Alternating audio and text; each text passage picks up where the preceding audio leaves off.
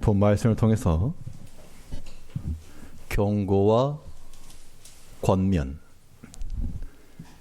경고와 권면이란 제목으로 하나님의 말씀 증거하겠습니다. 메시지를 전달함에 있어서 가장 중요한 요소 가운데 하나는 명확성이 있습니다.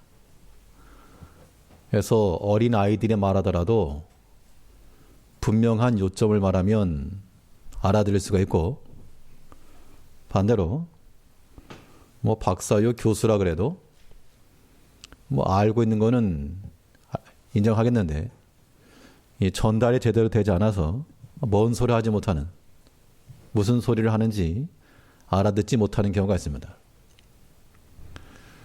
보통 일타 강사라고 불리는 그런 강사들의 강의를 듣게 되면 공통점이 명확하다는 것. 무엇을 전달하려 하는지에 대한 그 내용이 명확하기 때문에 그만큼 쉽게 이해할 수 있다, 그런 얘기입니다. 성경은 하나님께서 우리에게 써주신 하나님의 명령들입니다. 성령께서 저자시니까. 그러면 하나님께서 우리에게는 명확한 메시지를 주셨고, 이제 남은 일은 우리가 그것을 지혜롭게 받아야 됩니다. 제대로 알아먹어야 된다, 그런 얘기죠. 성경에 기록된 모든 하나님의 말씀은 명령으로서 우리에게 적극적으로 행할 것과 혹은 금할 것을 명하셨습니다. 그것은 주의 명령이요, 또한 훈계요, 권면입니다. 이렇게 행하라. 그런데 반대로 이면에 보게 되면 그 명한대로 행하지 않을 경우, 혹은 금지한 것을 강행하였을 경우, 거기에는 또한 하나님의 진노와 심판이 있을 것이라고 하는 그런 경고 또한 알아야 됩니다. 그래서 우리는 이 하나님의 말씀에서 우리를 향하신 권면과 또한 우리를 향하신 그 경고의 메시지를 명확히 들을 줄 알아야 됩니다. 오늘 본문에서는 이 출애굽 광야 백성들이 약속의 땅 가나안에 이르지 못하고 가나안에서 멸망하였던 원인 4가지를 보여주고 있습니다. 첫 번째 이유는 우상 숭배요. 두 번째 멸망의 이유는 간음이요. 셋째는 시험, 넷째는 원망. 이 4가지 원인이 그들로 하여금 이 광야 가운데서 멸망하게 되었다. 그러면 왜 굳이 이러한 것들을 기록하였는가? 오늘 본문에서 바울은 명확한 어조로 이러한 모든 것들은 우리의 거울이다, 그래서 우리에게 경계로서 기록하였다. 즉 우상 숭배하는 자들의 이야기를 들으면서 너희는 우상 숭배하는 자가 되지 말라. 간음하는 자의 이야기를 들으면서 너희는 간음하지 말라. 이러한 경고의 말씀을 우리가 분명하고 명확하게 들어야 됩니다. 그러면 우리가 주께서 말씀하시는 바 이 경고의 메시지를 어떻게 듣고 또 어떻게 대응해 나갈 것인가? 본 말씀을 통해서 차례대로 살펴보겠습니다. 첫 번째 경고는 우상에 관한 경고입니다. 우상의 경고. 너희는 우상하는 자가 되지 말라. 본문 10장 7절 말씀에서 저희 중에 어떤 이들과 같이 너희는 우상 숭배하는 자가 되지 말라. 기록된 바 백성이 앉아서 먹고 마시며 일어나서 뛰논다 함과 같으니라.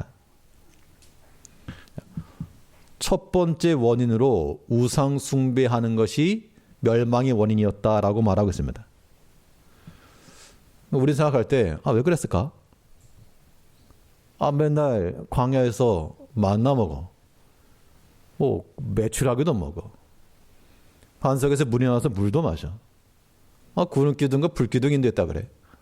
뭐가 아쉬워가지고 우상을 숭배했을까? 나는 안 그러는데. 그런 마음을 가지고 있다면 우리가 이 말씀을 다시 살펴야 됩니다.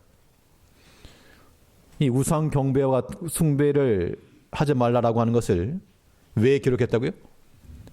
거울이 되어서 우리의 경계로서. 그럼 오늘날 우리가 이 우상 숭배에 노출되었다는 것을 말씀하고 있다는 겁니다. 내가 무슨 우상을 섬기고 있는가? 눈에 보이는 나무를 깎아 만든 우상이나 아니면 부적을 붙인 그런 우상 말고 성경에서 말하는 바 우상이라고 하는 것은 하나님보다 더 위하는 것이요, 하나님보다 더 사랑하는 것이며, 바꿔 말해서 하나님을 사랑하는 것이 없다는 겁니다. 난 우상 안 섬기는데요. 우리가 그렇게 항변할 수 있으나 질문을 바꿔가지고 우리 마음속에 과연 하나님을 사랑함이 있는가? 그 질문에 대해서 우상 안 섬기는데요 라고 하는 것과 똑같은 그런 확신을 가지고 답할 수 있는가? 그러면 우리는 이 우상 숭배에서부터 멀리하는 자들이며, 그러나 우리 마음 가운데 하나님을 사랑하는 마음이 없으면 그것이 지금 우상 가운데 가까이 가고 있다는 증거가 되는 겁니다. 그럼 우리가 이 우상 숭배라고 하는 이 경고에 우리가 민감하게 받아들이려면 우리 우상을 가까이 하는 것이 아니라 하나님을 가까이 하며 우리의 마음을 하나님께 두어야 됩니다. 우리 마음이 하나님께 있다는 것은 마음 가운데 하나님의 관심사가 많이 있다는 것이고요, 하나님께서 기뻐하시는 것이 우리의 기쁨과 즐거움이 될 수 있다는 겁니다. 그렇지 않으면 하나님을 사랑할 수도 없고 기뻐할 수 없다. 요한복음 5장 42절 말씀에서 예수님께서 백성들 향하여 하신 말씀이 다만 하나님을 사랑하는 것이 너희 속에 없음을 알았노라. 그러니까 외형적 모습으로는 어렸을 때부터 율법을 알고 또한 안식일을 지키며 외적인 예물과 제사를 드리는 하나님을 가까이 한 것 같으나 그 심령 속을 파고 들어가 보니까 주님께서 보시기에 하나님을 사랑한 것이 없는데, 하나님을 사랑하는 것이 없지 않느냐, 이것이 곧 우상 숭배와 같다는 겁니다. 우리가 하나님을 마음속에 두지 못하면 우리 마음에 다른 것들이 채워지기 마련입니다. 예수님께서 이 귀신 들렸던 자를 내어 쫓았을 때 귀신들이 돌아다니다 보니까 전에 나왔던 곳이 그대로 있어서 다시금 들어갔다. 깨끗게 하신 그곳을 하나님의 것을 채우지 않으니까 다시금 세상의 것에 들어갔다는 겁니다. 우리가 하나님을 섬기되 하나님께 우리의 마음을 두고 그를 사랑하며 그를 존중히 여기며 그의 것을 우선시해 나가는 것, 이것이 우상 숭배가 아닌 하나님을 경배하는 자의 모습입니다.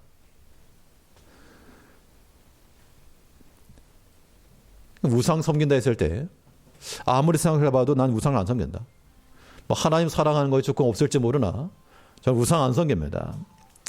그런 마음 가지기 쉽지만 오늘날 우리에게는 이 우상이라고 하는 것이 여러 모양으로 다가올 수 있습니다. 하나님보다 더 사랑하는 바, 물질이 더 사랑하는 바면 그 물질이 우리의 우상이 되는 것이요, 또한 자녀들이 우리의 우상이 될 수도 있고요, 육신에 관련된 것들 우상이 될 수 있는 겁니다. 하다못해 우리 가까이 있는 것들, 그런 것들이 다 하나님을 가까이 하지 못하고 멀리하게 만드는 원인이 된다 그러면 그게 우상입니다. 하나님의 말씀과도 바꿔버릴 수 있는 거. 내가 아무리 자녀를 사랑한다 해도 하나님의 말씀을 어겨가면서까지 자녀를 위하는 것, 그것은 사랑이 아니라 뭐라 그랬습니까? 사랑이 아니라 1부 때 들으셨으니까 학대. 영적 학대. 본인들은 예수 잘 믿고 복 받고 천국 가고 하나님 나라의 귀한 믿음으로 살길 바라면서 또 그렇게 신앙 고백하면서도 자녀들에 대해서 그런 마음을 갖지 못하면 그게 어찌 학대라고 말하지 않을 수 없겠는가? 학대입니다. 공 많이 하거라. 출세하거라. 하고 싶은 거 다 하거라. 그거는 세상에서 말하는 사랑일지 모르나 하나님께서 말씀하시는 바 사랑도 아니요 우상입니다. 하나님의 말씀보다 더 귀한 거니까요. 하나님께서 우리를 위해서 그의 가장 아끼시는 바 그리스도 예수를 우리에게 보내셨는데 우리는 그럴 수 없다는 거 아닙니까? 우리에게 물질이 필요할지라도 이 물질 때문에 하나님의 말씀을 내가 보낸 하나님의 말씀을 보고 일단 더 많은 것, 더 좋은 것 같겠다. 그것 또한 우상이죠. 그건 자기를 학대하는 겁니다. 하나님의 것을 버리면서까지 얻고자 하는 것, 그것이 과연 무엇일까? 사람이라도 건강이 중요하죠. 건강을 해치면서까지 뭘 한다 그러면 물론 그 상황 가운데서는 그럴 수밖에 없는 이유가 있겠으나 좀 더 객관적으로 보게 되면 건강을 해치면서까지 그렇게 하는 것이 과연 유익할까? 대부분 그렇게 생각하실 겁니다. 우리가 육체를 위해 사는 것은 지금 상황 가운데서는 그럴 수밖에 없는 상황이라 우리가 다 동병상련의 마음을 가지고 이해는 할 수 있으나 하나님께서 과연 그러실까?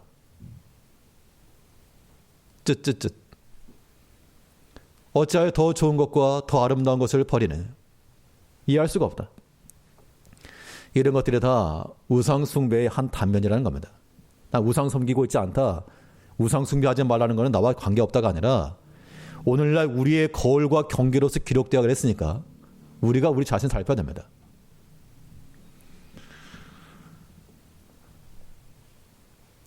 이 우상에 관해서 우리가 이해할 수 있는 바는 야곱이 외삼촌 집에서 이제 다시금 하나님께로 돌아가려 했을 때, 베델 올라갈 때 그의 가족들과 모든 식솔들을 데리고 올라갈 때 그의 아내였던 라헬이 아버지가 섬기던 우상, 점칠 때 쓰던 그 드라빔을 숨겼습니다.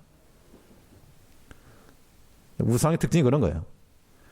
우상은 자기 자신도 감당할 수 없어가지고 섬기는 자가 감싸주고 보살펴줘야 되는 것이 우상인 겁니다. 휴대할 수가 있었고요. 특징. 휴대할 수가 있었고 또 감추었고. 치마 속에 감추었다는 것은 이건 누가 열어볼 수 없는 겁니다. 남이 볼 수 없는 것이죠. 오늘날 우리가 우상을 가지고 있다 그러면 이런 특징이 있습니다. 첫째는 휴대할 수 있을 만큼 가까이 있고 또 남에게는 보이지 않고 공개할 수 없는 그런 것. 그게 우상입니다. 어떤 형태로든요. 떳떳하면 왜 공개를 못합니까? 부끄러우니까, 숨길 것이니까 감추는 거죠. 그게 다 하나님 없는 마음이라는 겁니다. 오늘날은 이거 휴대잖아요. 이런 것도 우상이죠. 하나님께 가까이 나아가는 좋은 수단이 될 수 있으나 휴대전을 가지고 지금 집에서 예배에 참여하신 분들은 참 좋은 것을 사용하시는 겁니다. 선용하시는 겁니다. 그런데 이것이 하나님을 가까이 하지 못하게 하는 마치 라헬이 품고 다녔고 자기가 숨겼던 그러한 드라빔과도 같은 것이 될 수 있다. 이걸 주의한다는 겁니다. 아이들만 하는 게 아니에요. 아이들만. 예배 시간 중에도 핸드폰 하시는 분들 계시죠? 다 보입니다. 사실은. 물론 시대가 바뀌어가고 문화가 바뀌었기 때문에 뗄래야 뗄 수 없는 필수적인 환경이 되었습니다. 그래서 이것을 우리가 사용할 줄 아는 것과 그것에 끌려가는 전혀 다르죠. 점점 그런 상황이 되고 있는 겁니다. 이제는 게임 같은 걸 해도 돈을 버는 시대가 되었고요. 뭐 청년들도 있으니까 다 알 겁니다. 미리포 이런 거. 게임하면서 알바합니다. 저는. 그러니까 실제로 돈을 벌 수 있거든요. 메타버스와 같은 그런 공간들이 형성되면서 메타라고 하는 건 가상적이라는 얘기고 버스라고 하는 건 유니버스, 실제를 뜻하는데요. 가상적인 것에서 실제를 구해내서 이제 더 이상 이게 아마 굉장한 변화를 가져올 겁니다. 인터넷이라고 하는 것이 변화를 줬고 또 스마트폰이라고 하는 것이 그 이전과 그 이후를 바꿨다면 메타버스라고 하는 것, 이 기술 또한 많은 삶을 바꿀 것인데 그것을 또한 활용할 수도 있습니다. 인터넷이나 스마트폰을 이용해서 우리가 활용하는 것처럼 그걸 통해서도 우리가 복음과 하나님 섬기는 걸 사용할 수 있으나 그러나 하나님을 멀어지게 하는데 더 빠르게 사용될 수 있다. 학생들이나 청년들만 아닙니다. 이거 성령 어른들도요. 이거 다 이거 들고 다니시면서 여기서 무슨 말씀도 볼 수 있고 설교도 들을 수 있지만 어디 대부분 그렇습니까? 그렇지 않죠. 그러므로 우리는 이런 휴대전화를 들고 우리가 사용할 때마다 요 놈이 우상은 아닌가. 마치 우상을 보는 듯한 그런 마음을 가지고 경계를 해야 할 경계. 그래서 우리가 이것을 사용하는 것은 가하나 이것이 우리의 우상이 되어서 이것을 우리가 끌려가고 하나님 없이도 즐거워하는 것이 되어서 안 된다는 겁니다. 오늘 보면 7절을 다시 보시면요. 10장 7절에서 저희 중에 어떤 이들과 같이 너희는 우상 숭배하는 자가 되지 말라. 기록된 바 백성이 앉아서 먹고 마시며 일어나서 뛰논다 함과 같으니라. 그러니까 우상 숭배라고 하는 것이 단지 그 기록된 그 나무로 목각된 거기에 가지고 형상 앞에 절하는 것만이 우상 숭배가 아니라 백성들이 앉아서 먹고 마시며 뛰어난다. 즉 일상적인 일이거든요. 그러니까 그 중심에 하나님이 있는 게 아니고 금송아지 하나 갖다 놓고 그 주변에서 먹고 마시고 뛰어난다. 그러니까 하나님 중심 안에서 하나님께로 가까이 나가게 하는 것이라면 우리는 그 어떤 것이라도 아름답게 이용할 수 있으나 이런 것이 하나님을 멀어지게 만드는 것이라면 이런 것들이 우상이 아니고 무엇이겠는가. 라헬이 그의 치마 속에 감추두었던 그 드라빔과 같은 것이 되지 아니고 무엇이겠는가. 그러므로 너희는 저들과 같이 우상 숭배하는 자가 되지 말라. 나무를 가지고 땔감으로 쓸 수 있고 하나님의 번제를 드리는 제목을 삼을 수 있으면 그건 귀하고 아름다운 것이나 그것을 가지고 우상의 형상을 만들어 그것에 절한다 그러면 그것은 우리에게 도리어 해로운 겁니다.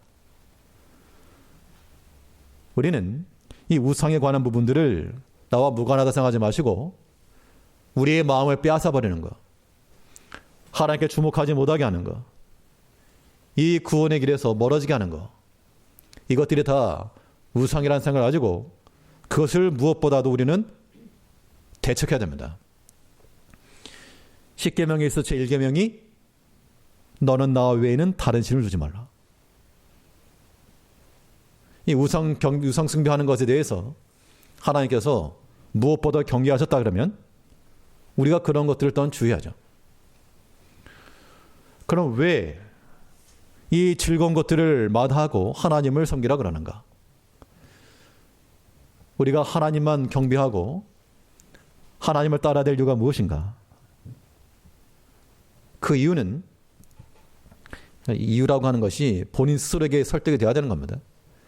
설득이 안 되면 뭐 할 리가 없죠. 우상 숭배하지 말라? 콧방 끼는 겁니다. 우리가 왜 우상을 따르지 않고 하나님을 마음에 두며 그의 뜻을 따라가야 되는가? 이유는 하나님께서 너희를 구원했기 때문이다. 너희는 이제 너희 삶을 사는 것이 아니라 하나님의 생명으로 사는 자들이다. 하나님의 구원이 우리 가운데 임하였으므로 너희는 하나님을 섬기며 하나님을 따르는 자가 되라라고 말씀하고 있습니다. 10장 1절 말씀에서는 이 민족적 구원과 민족적 세례를 말씀하고 있는데요. 이 구원에 관한 말씀입니다. 형제들아 너희가 알지 못하기를 내가 원치 아니하노니 우리 조상들이 다 구름 아래 있고 바다 가운데를 지나며 모세에게 속하여 다 구름과 바다에서 세례를 받고. 이 10장 1절 말씀은 신학적으로도 중요한 내용인데요. 이 광야 백성들이 홍해를 지난 그 사건을 가리켜 세례를 받았다. 세례라고 하는 것은 구원함의 증표니까 구원함을 받았다 그 이야기입니다. 너희가 구원하는 받은 백성들이므로 너에게 경고하시는 바 이 우상 섬기는 것을 멀리하라. 우리가 이 우상을 멀리하고 우상 섬기는 자가 아니고 하나님의 구원함을 받은 자들이라면 우리는 날마다 우리 가까이 하나님께로 나아가는 길이 열려야 되고요. 홍해 길이 열려가지고 약속의 땅에 나간 거니까 하나님께로 향하는 길이 열려야 되고 그것이 우리에게 구원의 길이 되고 생명의 길이 되어야 됩니다. 홍해를 건넜다는 것은 바다에 빠지지 않은 겁니다. 보통 바다는 빠지면 죽는 거라고 그랬죠.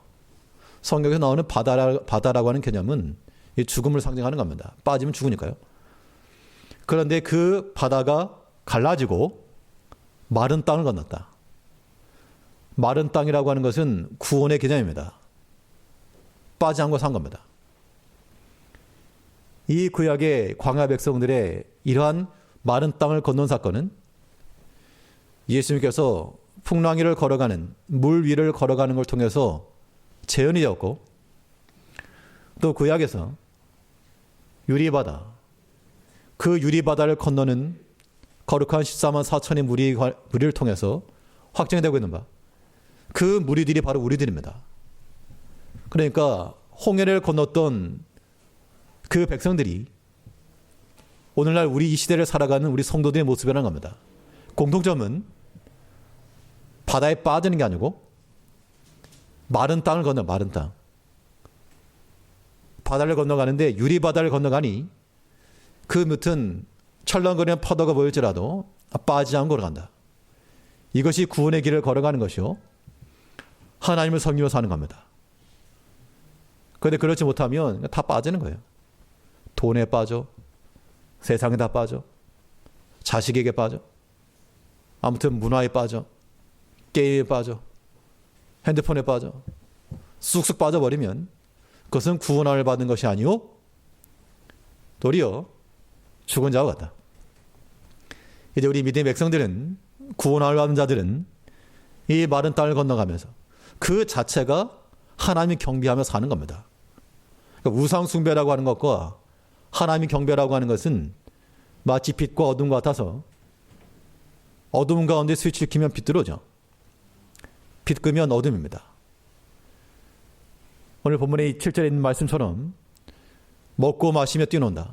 지극히 일상적인 삶인데 그 중심에 송아지가 있으면 금송아지가 있으면 우상이요. 하나님이 계시면 그 먹고 마시는 우리 일상의 삶이 하나님을 경배하는 삶이 되는 겁니다. 이제 우리가 구원을 받고 그 마른 땅을 건너 약속의 땅에 이르렀던 그들의 뒤를 따라 우리의 모든 삶이라고 하는 것도 세상에 빠지지 않고 물질에 빠지지 않고 사람에게 빠지지도 않고 하다못해 모든 문화적인 것, 문명적인 것에 빠지지도 않고 마른 땅을 건너가며 하나님을 중심으로 하나님을 마음에 두고 살아가는 우리 성도님들 되셔야 됩니다. 이게 우상을 경고하시는 하나님의 시입니다. 이 두 번째 경고는 간음하지 말라. 간음에 관한 경고입니다. 이 간음하다가 하루에 23,000명이 죽었다 그러죠. 우리 보면 10장 8절 말씀에서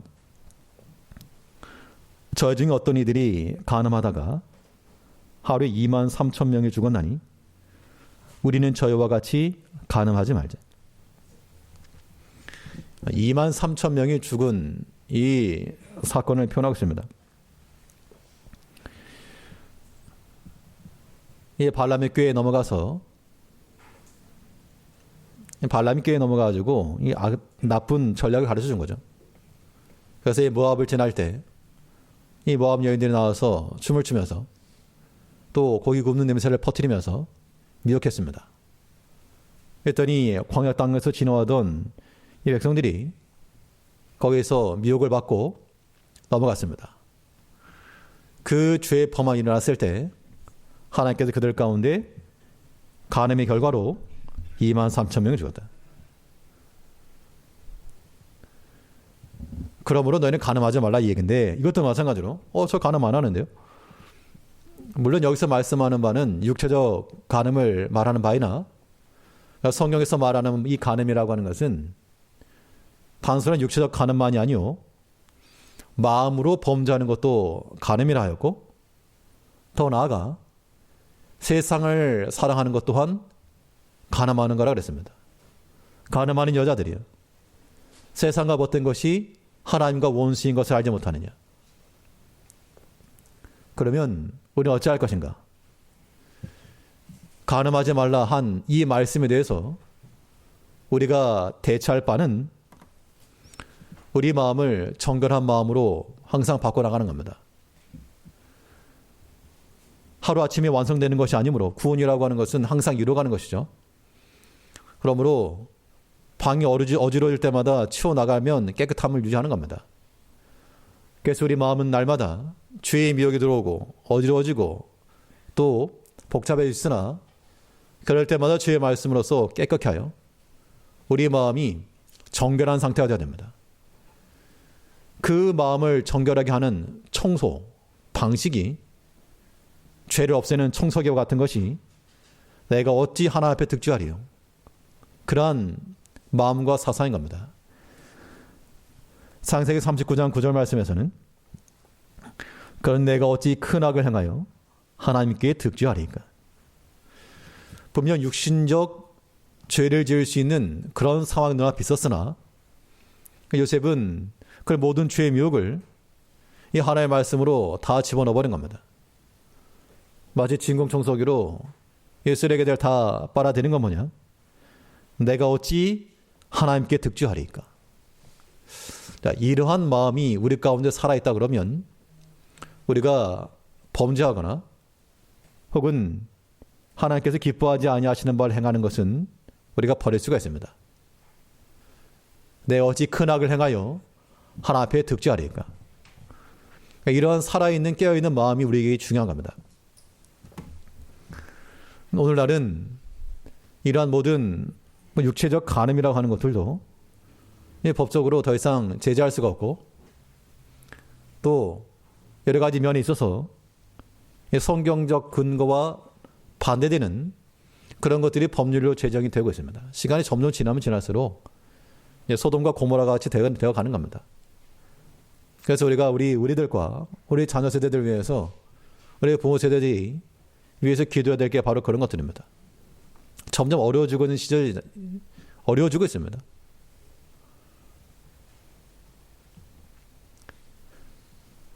그러면 우리가 이 간음에 따르지 않고 우리 마음을 정결하게 될 그 궁극의 목적은 무엇인가? 왜 우리 원하는 대로 육체를 따르지 않고 우리의 영의 만족함을 따라 살아가야 되는가? 그 최종 목적이 있어야 됩니다. 최종 목적. 최종 목적이라고 하면 이 간음이라고 하는 말 자체가 신랑과 신부 같은 이 부부 관계에서 이루어지는 말이므로 이것은 또한 우리에게 있어서 그리스도께서 우리의 신랑이시오 우리의 그의 신부라고 하는 그 구도 속에서 살피는 겁니다.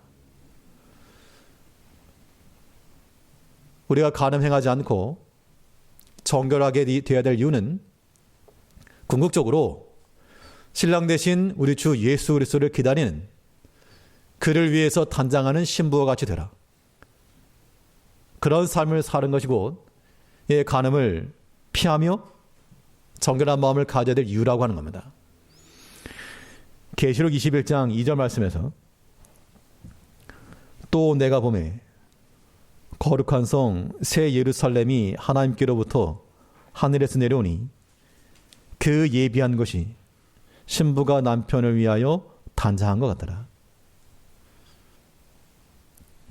위로부터 예루살렘 성 내려왔는데 마치 신부가 남편을 위하여 단장한 것 같더라. 그만큼 아름답고 귀하고 구별되었다, 그런 얘기입니다. 우리가 어떤 손님을 대접한다 할 때요, 손님을 대접한다 그럴 때 좋은 것을 꺼내서 정성을 담아 뭔가를 대접한다 그러면 그것은 받는 사람이나 주는 사람이나 다 만족함이 있는 겁니다.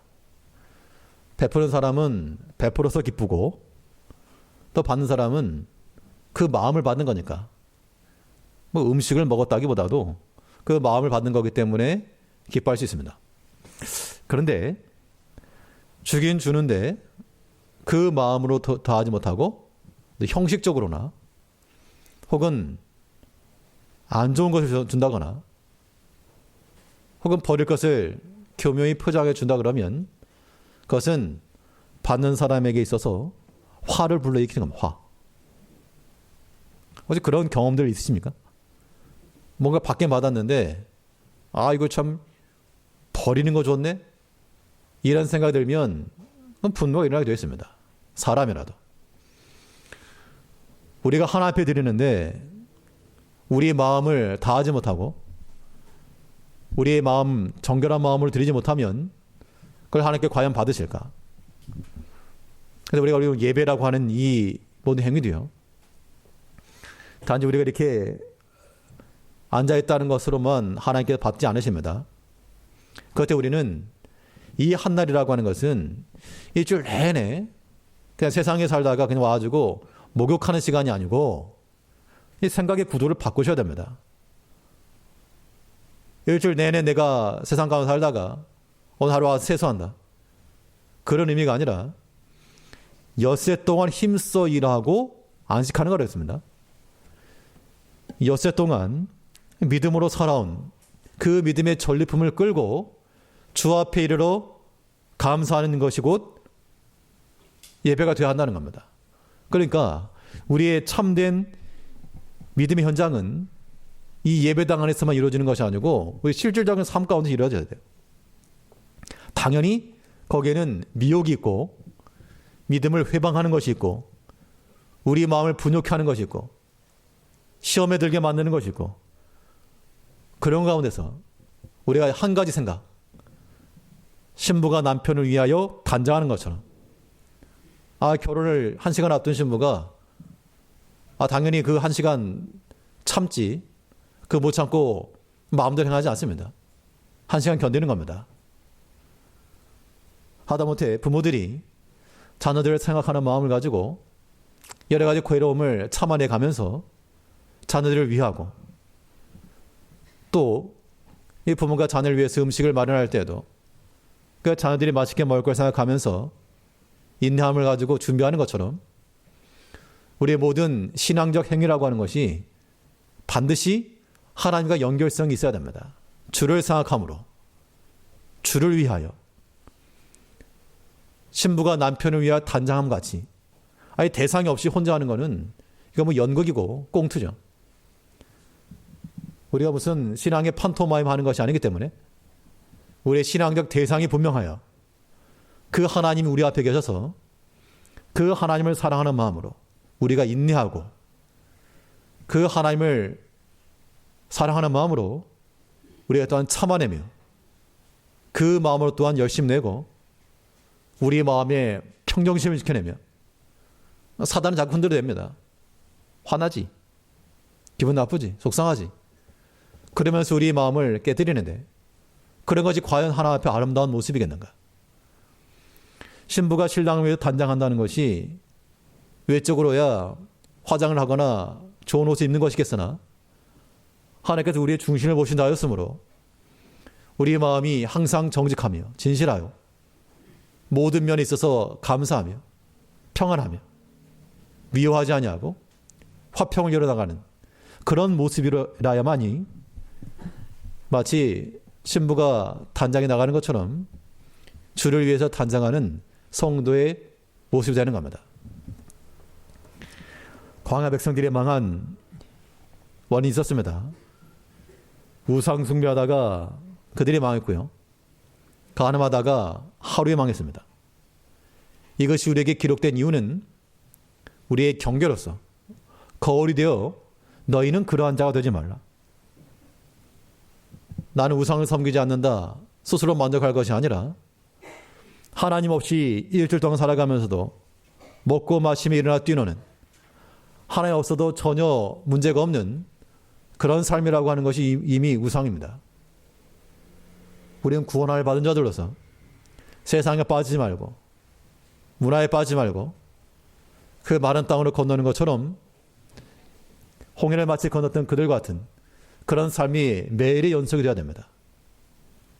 또한 세상을 사랑하는 것이 우리의 간음이라 하였으므로 우리가 그리스도를 위하여 준비되는 정결한 신부와 같이 우리의 마음을 항상 정결하게 하시고 미워하거나 다투거나 시기하거나 이런 거 갖다 버리고 항상 인내하며 관용하며 화해하기를 먼저 하며 주를 섬기기에 민접한 그런 마음으로 준비되어 나아갈 때 이것이 하나님께서 기뻐하시는 하나님 자녀들의 모습이라는 겁니다.